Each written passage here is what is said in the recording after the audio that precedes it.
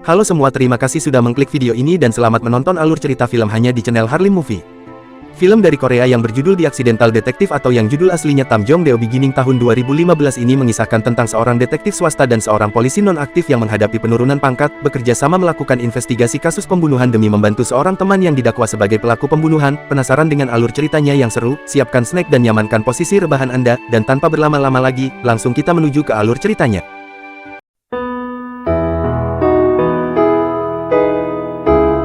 Kisah dimulai dengan memperlihatkan seorang pria bernama Kang Daeman, dan dia adalah seorang detektif yang memiliki kemampuan mengungkap kasus pembunuhan di Korea melalui forum online.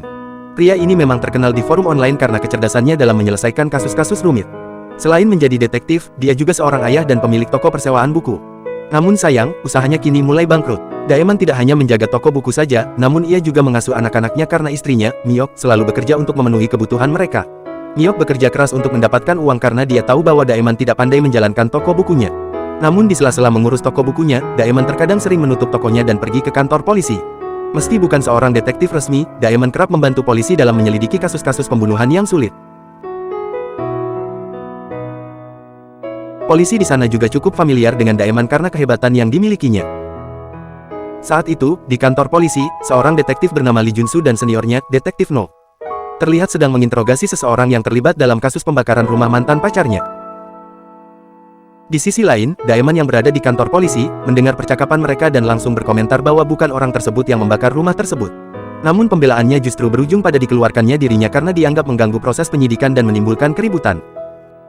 Setelah itu, Detektif No berbicara dengan Junsu dan dia mengatakan jika Daeman berani muncul lagi di kantor polisi, maka dia akan menjadikan Daeman sebagai tersangka dalam kasus pembunuhan ini.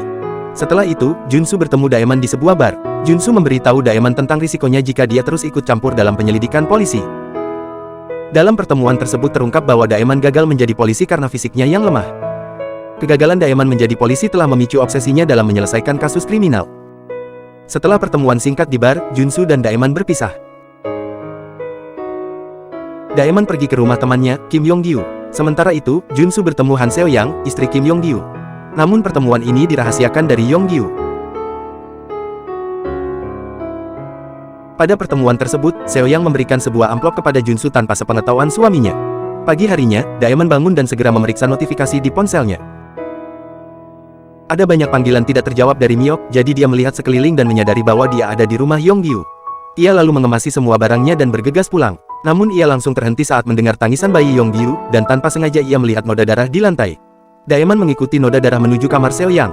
Seketika itu ia kaget melihat Seo-yang sudah tak bernyawa dan berlumuran darah. Melihat itu, Daeman lemas dan tidak berdaya. Beberapa saat kemudian, beberapa polisi, termasuk Junsu, tiba di TKP. Polisi menemukan jam tangan Seo-yang rusak yang menunjukkan pukul 11. Polisi menduga Seo-yang meninggal pada pukul 11 malam. Kemudian, mereka memutuskan untuk mengatopsi jenazah Seo-yang. Saat polisi melakukan olah TKP, sayangnya tidak ditemukan sidik jari atau jejak kaki. Mereka menduga pelaku menggunakan tangan kirinya untuk melakukan pembunuhan. Hal ini terlihat dari bekas luka di leher Seo-yang. Kemudian, suami Seo-yang, Yong-gyu, segera dibawa ke kantor polisi untuk diinterogasi. Sesampainya di kantor polisi, Yong-gyu diinterogasi oleh Detektif No. Namun Yong-gyu tidak memberikan respon apapun dan dia hanya diam saja. Detektif No kemudian menginterogasi Daeman. Namun Daeman tidak memberikan informasi apapun karena tadi malam dia mabuk berat. Yong-gyu merasa kehilangan istrinya dan dia memohon kepada Junsu untuk mengungkapkan siapa yang membunuh istrinya. Kemudian, Yong-gyu pulang dengan hati yang patah dan tatapan kosong. Malam harinya, Detektif No dan Junsu mendiskusikan kasus kematian Seo-yang.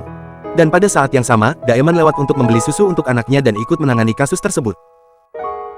Menurut penuturan pemilik kedai, Daeman terlibat dalam insiden aneh, di mana dia menjatuhkan seekor belut di sana pada jam 11 malam.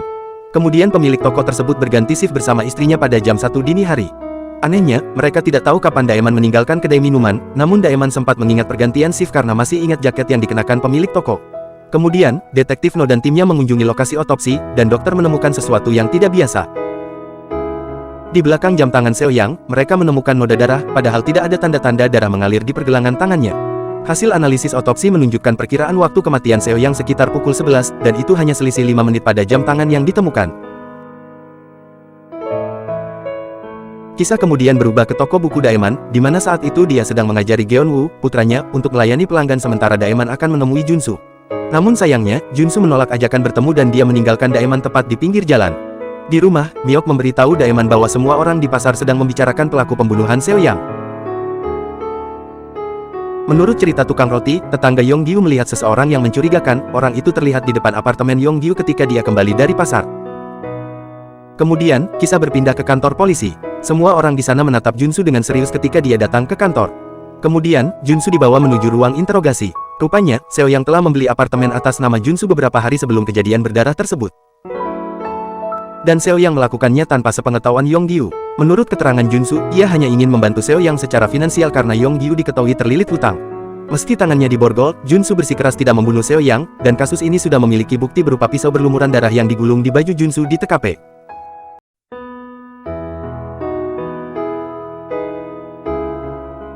Junsu memang seseorang yang kidal dan detektif No curiga ada seseorang yang menjebak Junsu dalam kasus ini. Unit pembunuhan memberi waktu 2 minggu kepada detektif No untuk membuktikan bahwa Junsu tidak bersalah. Jika detektif No berhasil, kepala unit akan mundur. Namun jika detektif No tidak dapat melakukannya, maka detektif No harus pergi. Sementara itu, Daeman mengunjungi toko Yonggyu dan di sana Daeman menonton berita tentang penangkapan Junsu atas tuduhan pembunuhan dan perzinahan Seo Yang. Melihat hal tersebut, Daeman langsung bergerak cepat untuk mencari tahu siapa pelaku sebenarnya. Dia kemudian mengunjungi toko roti tetangga Yonggyu. Tak lama kemudian, detektif No pun datang. Berdasarkan keterangan pemilik toko roti tersebut, seorang pria mencurigakan terlihat di depan apartemen Yonggyu sekitar jam 10 malam. Pemilik toko roti tersebut juga mencatat nomor plat mobil pria tersebut, dan ketika pemilik roti hendak memberikan catatan itu kepada detektif No, tiba-tiba Daeman menyambarnya dan menyalinnya. Setelah itu, ia memusnahkannya dengan cara dibakar. Dia menawarkan untuk bekerja sama dengan detektif No dalam menyelesaikan kasus ini. Jika detektif No mau bekerja sama, dia akan memberikan informasinya. Pada akhirnya, detektif No setuju untuk bekerja dengan Daeman. Detektif No mempekerjakan Daeman sebagai sopirnya untuk melakukan penyelidikan. Tak lama kemudian, mereka mendapat informasi tentang pemilik mobil tersebut. Ternyata pemilik mobil tersebut adalah seorang pria bernama Yang Ho yang berusia 45 tahun. Pria ini memiliki klub bernama WHO di Seohodong dan dia tinggal di Bundang, desa kota nomor 102. Saat Daeman dan detektif No mengunjungi rumah Yang Ho, yang ada hanya istrinya. Ternyata Yang Ho telah pergi ke Tiongkok untuk perjalanan bisnis dan akan kembali dalam 15 hari. Saat malam tiba, Daeman meminta Miok menutup persewaan buku mereka sehingga dia bisa fokus membantu penyelidikan. Sayangnya, hal ini hanya membuat Miok sangat marah. Keesokan harinya, Daeman membantu detektif No dalam penyelidikannya dengan membawa bayinya. Mereka mengunjungi Junsu yang menceritakan bagaimana dia mencoba membujuk Seo Yang agar tidak bercerai pada malam pembunuhan tersebut. Tapi Seo Yang menolak dan pergi sekitar jam 10 malam. Daeman dan detektif No tidak dapat ngobrol banyak karena jam berkunjungnya sangat terbatas. Detektif No pun meninggalkan surat untuk diberikan kepada Yonggyu karena dia sangat mengkhawatirkan Yonggyu. Setelah itu, detektif No mendapat informasi bahwa Yang Ho tidak pernah mengajukan visa ke Tiongkok berdasarkan catatan imigrasi. Detektif No dan Daeman langsung menuju ke tempat Yang Ho dan menemukan mobil Yang Ho diparkir di sana. Mereka kemudian mencari tahu lebih banyak tentang mobil Yang Ho, dan Daeman melakukan penyelidikan sambil mengganti popok putranya. Tapi tentu saja hal ini membuat detektif No kesal karena dia tidak bisa berkonsentrasi. Singkat cerita, mereka mengikuti Yang Ho di sebuah kedai kopi. Menurut Yang Ho, dia mengenal Seo Yongon pada suatu kesempatan saat penjualan tanah. Namun beberapa bulan kemudian, ternyata ada proyek pembangunan apartemen di atas tanah tersebut. Yang Ho yang mengetahuinya, kemudian merasa kesal pada Seo Yang dan pergi ke apartemennya. Tapi dia tidak menemukan Seo Yang di sana. Setelah meninggalkan apartemen kosong Seo Yang Ho kemudian kembali ke kedai kopi dan bertemu dengan wanita yang menjalin asmara dengannya. Ternyata, Yang Ho berbohong kepada istrinya tentang perjalanan mendadak ke Tiongkok. Menurut Yang Ho, saat dia mengetuk pintu apartemen Seo Yang, tidak ada yang menjawab. Namun saat hendak pulang, Yang Ho melihat dua orang asing di ruang tamu Seo Yang. Setelah itu, Daeman dan detektif No mencari informasi dari orang tua Yonggyu karena Seo Yang biasanya mengantar anak mereka setiap hari. Namun berbeda saat itu, anaknya dijemput sekitar pukul 11 malam. Keesokan harinya, Daeman dan detektif No melanjutkan penyelidikan mereka. Mereka masih berusaha membuktikan dugaan bahwa Seo Yang dibunuh di lokasi lain sebelum jenazahnya dipindahkan ke apartemennya. Namun sejauh ini, belum ada bukti. Setelah itu, detektif No mendapat kabar bahwa ada kasus pembunuhan baru. Istri detektif Ma, Yang Minah, yang bekerja di studio tembikar, ditemukan tewas di perapian. Ponsel Yang Minah ditemukan di TKP dan terdapat foto yang diambil pada pukul 1 dini hari saat Yang Minah ditaruh di perapian. Menurut detektif No, pelaku pembunuhan Yang Minah dan Seo Yang adalah orang yang sama, karena jejak dan barang bukti yang ditemukan di TKP juga sama. Pelaku tampaknya meninggalkan jejak minimalis dan pola darah yang mengisyaratkan terjadinya kecelakaan besar. Mereka menduga dalam kasus pembunuhan ini, ada dua orang yang bersekongkol. Kini, Daeman semakin sibuk membantu polisi dalam penyelidikannya. Sayangnya, hal ini membuat Daeman mengabaikan keluarganya. Dan tentu saja hal ini membuat Miok kesal karena harus mengurus anak-anaknya dan juga sibuk bekerja. Di sisi lain, Daeman kembali bergabung dengan Detektif No untuk mengungkap kebenaran kasus ini. Mereka mulai curiga bahwa kasus ini mungkin ada hubungannya dengan kasus pembunuhan 10 bulan lalu yang menewaskan seorang wanita bernama Reina. Dan kasus tersebut hingga saat ini belum terselesaikan. Kasus pembunuhan Reina menunjukkan pola serupa, dan jenazahnya ditemukan di jalur sepeda. Pembunuhnya sepertinya selalu memberikan waktu pembunuhannya. Dalam kasus Reina, pelaku sengaja tidak menenggelamkan jenazah Reina di sungai. Dan dalam kasus saat ini, pelaku sengaja merusak jam tangan Seo Yang pada saat pembunuhan. Kemudian, si pembunuh mengambil foto tubuh Min Ah dengan ponselnya agar waktu pembunuhannya diketahui dengan jelas. Mereka kemudian menyelidiki kembali kasus pembunuhan Reina, namun ternyata kasus tersebut ditutup sebagai kasus bunuh diri. Namun, 2 bulan setelah kejadian mengerikan tersebut, ditemukan seorang gadis lain yang meninggal karena dicekik oleh rantai tas Reina di dekat TKP. Sehingga diduga jika Reina menculik gadis tersebut dan tidak sengaja membunuhnya, lalu ia bunuh diri karena merasa bersalah. Daeman juga menemukan hubungan antara kasus tersebut dan kasus Lee Yuno, seorang pemuda berusia 27 tahun, yang bermasalah dengan hukum karena pencurian dan pemerkosaan. Ia sudah divonis 10 tahun penjara, namun ternyata ia berhasil keluar lebih awal setelah menjalani remisi selama 3 tahun. Setelah menemukan teka-teki ini, Detektif No langsung menuju kantor polisi. Dan di polsek ternyata ramai diberitakan mengenai tersangka utama kasus pembunuhan Min Ah yang tertangkap dengan barang bukti rantai sepeda. Sementara itu, Daeman berusaha mati-matian untuk memenangkan kembali istrinya dengan melakukan semua pekerjaan rumah tangga dan merawat anak-anak mereka. Di sisi lain, di kantor polisi, orang yang dituduh membunuh Min Ah ternyata adalah kekasih Min Ah. Namun saat itu, mereka sudah putus karena Min Ah sering membicarakan rencana perceraiannya dengan Detektif Ma. Ia juga mendapat informasi bahwa Detektif Ma ternyata berselingkuh juga. Ia bahkan membiayai perselingkuhannya dengan uang pinjaman. Detektif Ma yang mendengar pernyataan tersebut sangat emosional lalu masuk ke ruang interogasi dan keadaan menjadi semakin kacau. Sementara itu, kepala unit memberitahu Detektif No mengenai jadwal sidang Junsu yang akan diadakan dalam 5 hari. Tanggal tersebut bertepatan dengan hari pensiun Detektif No, dan dia bertanya kepada Detektif Ma langkah apa yang harus diambil jika dia harus menangkap Lee Yuno lagi. Singkat cerita, Detektif No, Detektif Ma, dan Daeman menjalankan misi rahasia sambil menyamar dalam seragam militer. Mereka melakukan ini untuk mencari informasi seputar warung internet dan sauna di kawasan Hongdae. Mereka mulai curiga ada sosok lain yang terkait dengan kasus pembunuhan Reina, yaitu manajernya. Reina adalah seorang investor dan pemilik klub, dan ponselnya ditemukan di dekat rumah manajernya pada hari kejadian. Menurut Daeman, manajernya juga dijebak, sama seperti Junsu. Jadi kasus ini memiliki pola yang mirip dengan kasus sebelumnya yang melibatkan Seo Yang dan Min Ah. Jika dilihat kembali pada tubuh Min Ah, terdapat 2 bekas luka di lehernya yang diduga terkena serangan logam berminyak, seperti rantai sepeda. Beberapa waktu kemudian, Detektif No menerima telepon dari Detektif Ma yang mengungkapkan bahwa Yuno telah menghubunginya setelah dibebaskan dari penjara. Setelah berhasil melacak panggilan tersebut, Detektif No dan Daeman langsung menuju ke toko ikan. Di sana, mereka mendengar suara dering telepon dari ruang bawah tanah. Saat mereka mengikuti suara tersebut, mereka melihat sesosok tubuh berjubah meninggalkan ruangan sambil menyalakan listrik. Detektif No segera menyadari bahwa mereka dijebak. Jadi, dia segera menyalakan lampu di langit-langit dan berteriak pada Daeman agar meninggalkan genangan air. Daeman kemudian mencoba mematikan listrik, namun pintu keluar di lantai atas terkunci. Detektif No bertahan sekuat tenaga, dan akhirnya ia berhasil memutus aliran listrik menggunakan senjatanya. Setelah kejadian berbahaya itu, Detektif No meminta Daeman berhenti menyelidiki kasus ini karena risikonya terlalu besar dan Daeman masih memiliki keluarga. Namun Daeman merasa sangat sulit untuk tidak terlibat dalam penyelidikan ini, karena dia menganggap Detektif No sebagai sahabatnya. Keesokan harinya, Daeman mencoba menghubungi Detektif No, namun sayangnya tidak mendapat jawaban. Sementara itu, Detektif No ternyata meminta bantuan sekelompok gangster untuk menemukan Yuno. Di sisi lain, Daeman dan Miok terus berdebat. Miok kesal karena Daeman tidak pernah memberikan uang untuk menafkahi keluarganya. Daeman akhirnya mengakui bahwa dia masih membantu polisi untuk membersihkan nama Junsu dari tuduhan pembunuhan. Bagi Daeman, Junsu sangat baik padanya. Dan Junsu bahkan memberinya pinjaman agar Daeman dan Miok bisa memiliki rumah. Kemudian, Daeman meminta maaf kepada istrinya dan dia berjanji setelah kasus ini selesai, dia akan menjadi suami dan ayah yang lebih baik. Di tempat lain, Detektif No sedang bersiap untuk bertemu Junsu, tapi kemudian dia menerima informasi dari sekelompok gangster mengenai keberadaan Yuno. Menurut mereka, Yuno akan menghadiri pesta kostum yang diadakan di hutan Seoul. Sementara itu, Daeman mengambil alih ponsel salah satu anak buah Detektif No karena ia tidak menjawab panggilan Daeman. Setelah itu, Detektif No menjemput Daeman untuk menangkap Yuno bersama. Daeman curiga ada satu tersangka lain yang membantu Yuno. Informasi tersebut ia dapatkan dari siswi dan saksi dalam kasus pencurian dan pemerkosaan yang melibatkan Yuno.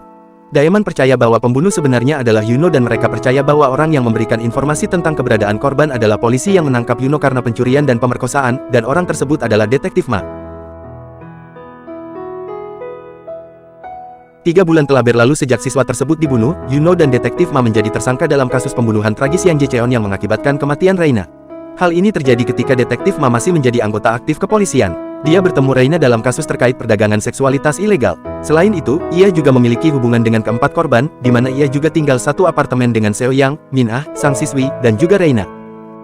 Tapi detektif Noh masih belum bisa menerima kenyataan ini. Dalam berkas perkara pembunuhan Min Ah, ditemukan jejak milik pelaku bergolongan darah AB pada korban dan bukan milik siapapun yang ada dalam daftar tersangka. Faktanya, hal ini juga tidak sesuai dengan data detektif Ma yang bergolongan darah O. Saat Min Ah meninggal, detektif Ma juga sedang bertugas. Sesampainya di hutan Seoul, detektif Noh memerintahkan Daeman untuk tetap diam. Namun sekelompok gangster di lokasi mengenali mereka dan hal ini membuat Yuno menyadari bahwa dia akan ditangkap. Oleh karena itu, Yuno langsung kabur dengan sepedanya dan dikejar oleh detektif Noh. Namun detektif Noh lelah mengejar Yuno yang begitu cekatan. Ia disusul oleh sepeda motor balon yang dikendarai Daeman dan ia langsung menabrak Yuno. Yuno kemudian melempar Daeman dan berhasil melarikan diri lagi. Namun sebelum itu, detektif Noh telah melihat pelacak di pergelangan kaki Yuno. Setelah diselidiki, ternyata Yuno tidak sepenuhnya bebas, melainkan ditandai untuk dipantau. Dan ternyata alat pelacak tersebut sudah terpasang sejak sebulan yang lalu. Namun data pelacakannya belum diupdate oleh admin kantor, sehingga tidak ada data dari catatan GPS Yuno di kantor polisi. Kemudian pada tanggal 3 April, catatan GPS menunjukkan Yuno berada di dekat lokasi pembunuhan Seo Yang, padahal dia hanya lewat saja. Kemudian pada tanggal 14 April, saat Min Ah dibunuh, GPS menunjukkan bahwa Yuno berada di Incheon yang jaraknya cukup jauh dari tempat pembunuhan Min Ah. Sementara itu, pengadilan saat ini sedang mengadakan persidangan terhadap Junsu atas tuduhan pembunuhan. Sejumlah barang bukti telah ditemukan antara lain kemeja Junsu yang ditemukan beserta pisau berlumuran darah, yang mereka yakini sebagai senjata yang digunakan dalam pembunuhan tersebut. Sebuah apartemen juga ditemukan dibeli menggunakan uang Seo Yang atas nama Junsu. Pengadilan akhirnya menjatuhkan hukuman 30 tahun penjara kepada Junsu. Kepala unit pembunuhan kembali memaki detektif Noh dan memerintahkan dia untuk segera mengemasi barang-barangnya. Namun detektif Noh bertekad untuk menangkap Yuno karena dia yakin Yuno mengetahui sesuatu yang penting. Saat dalam perjalanan menuju lokasi Yuno, Daeman terus memikirkan tentang apa yang mungkin mereka lewatkan sehingga menghalangi mereka untuk menyelesaikan kasus tersebut. Sementara itu, di rumah, Miok pusing dengan tumpukan tagihan yang belum dibayar. Ia juga mendapat teguran karena jarang mengikuti bimbingan belajar. Di saat yang sama, Daeman yang masih dalam perjalanan bersama detektif Noh memperkirakan malam ini akan ada korban lain yaitu istri Han Tae-woong. Daeman yang curiga bahwa detektif Ma mungkin adalah dalang di balik semua pembunuhan ini. Alasan dia mencurigai detektif Ma adalah karena dia mengacu pada salah satu teori dalam novel misteri. Teori ini dikenal sebagai pembunuhan pertukaran, di mana pelaku menukar korbannya dengan pelaku kedua. Contohnya, jika Yuno ingin menyingkirkan siswa yang melaporkannya, namun dia tidak bisa langsung melakukannya karena itu akan menjadikannya tersangka utama. Daeman menduga detektif Ma mengajukan diri untuk menyelesaikan tugas tersebut sementara Yuno akan melenyapkan target detektif Ma yang bukan kerabatnya, melainkan kekasihnya, Reina. Dan setahun kemudian, detektif Ma menyusun skenario pembunuhan pertukaran baru untuk menghabisi istrinya yang selingkuh. Alasan pelaku memberikan waktu terjadinya pembunuhan adalah agar dapat memberikan alasan yang jelas. Menurut dia, pelaku terdiri dari 3 orang yang melakukan pembunuhan berpasangan dengan 1 orang lainnya yang bertugas merancang alibi. Detektif Ma juga merekrut 2 anggota baru, Yang Ho dan Han Tae-woong dan keduanya memiliki golongan darah AB. Mendengar pernyataan Daeman, detektif Noh masih meragukan dugaan tersebut. Walaupun Han Tae-woong ditangkap sehari setelah pembunuhan Min Ah atas tuduhan kekerasan, namun besok dia akan dibebaskan dan kemungkinan besar istrinya akan dibunuh malam ini melalui pembunuhan pertukaran pasangan. Sehingga dia bisa dibebaskan dengan alibinya, bahwa dia masih ditahan di kantor polisi. Detektif Noh selanjutnya mempertanyakan kemungkinan pembunuh malam ini adalah detektif Ma atau Yang Ho. Menurut Daeman, pembunuh Min Ah adalah Yang Ho dan Han Tae-woong. Sedangkan pembunuh Seo Yang adalah detektif Ma dan Han Tae-woong. Namun dugaan ini masih belum jelas karena Yang Ho berada di lokasi pembunuhan Seo Yang 1 jam sebelum kejadian. Dari sini, Daeman tidak bisa menjawab dan dia akhirnya tertinggal di pinggir jalan. Namun karena Daeman curiga, ia kemudian bergegas menaiki taksi menuju rumah istri Han Tae-woong yang diduga menjadi korban berikutnya. Namun, saat Daeman tiba di sana, yang ada hanyalah anak tersebut. Dan menurut penjelasan anak tersebut, sang ibu sedang dalam perjalanan menemui ayah kandung anak tersebut. Mendengar informasi tersebut, Daeman kemudian mencari istri Han Tae-woong dengan taksi. Sementara itu, detektif Noh menuju ke lokasi Yuno. Namun di lokasi kejadian, Yuno melompat ke dalam danau dengan mobilnya yang sudah terpasang perangkat tersebut. Akibatnya, detektif Noh juga terjebak dan terseret ke dalam air. Saat itu, Daeman mencoba menelpon detektif Noh tetapi tidak ada jawaban.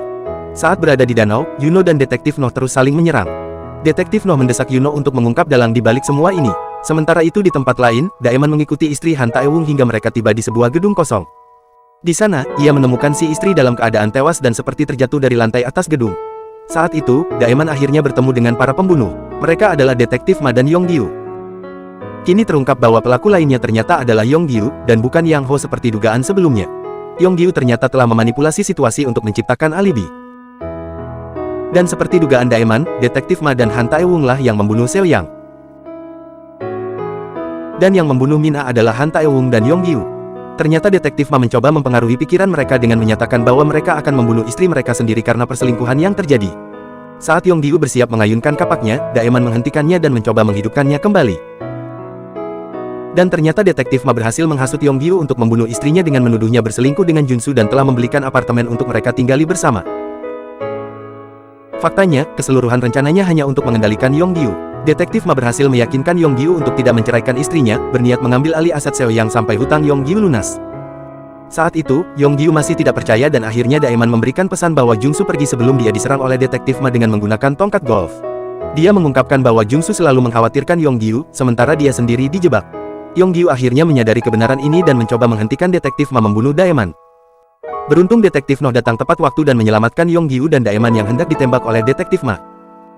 Selain itu, ia juga berhasil menyelamatkan istri Han Taewung. Setelah kejadian ini, berita menyebar dengan cepat dan unit pembunuhan dikritik karena membiarkan Junsu yang tidak bersalah di penjara. Sementara itu, Daeman menerima perawatan intensif atas luka-lukanya. Saat itu, Detektif Noh datang menemuinya. Di situ, Detektif Noh menawarkan Daeman untuk bergabung dengan agen detektif swasta yang akan didirikan Detektif Noh. Dan Daeman ingin bergabung jika istrinya menyetujui. Meski Miok sempat mengancam akan bercerai, Daeman berhasil meyakinkan istrinya bahwa mereka bisa tetap bersama. Kisah beralih ke sekolah, dan Genwoo terkejut melihat ayahnya menerima penghargaan di televisi. Di sana, Daeman kemudian menyatakan cintanya kepada istrinya. Dan film pun selesai. Pesan yang dapat kita ambil dari film ini adalah, jangan mudah dihasut oleh orang lain, jangan langsung percaya bila ada berita tidak baik mengenai keluarga atau sahabat kita, namun terlebih dahulu kita harus mencari kebenarannya langsung. Saya narator channel Harlim Movie beserta seluruh kerabat kerja yang bertugas, mohon undur diri dari hadapan Anda, terus saksikan video kami dan jangan lupa berikan komentar di kolom komen, like, dan subscribe channel Harlim Movie ini juga ya agar kami bisa semangat untuk membuat konten. Terima kasih sudah menonton dan salam, Harlim Movie.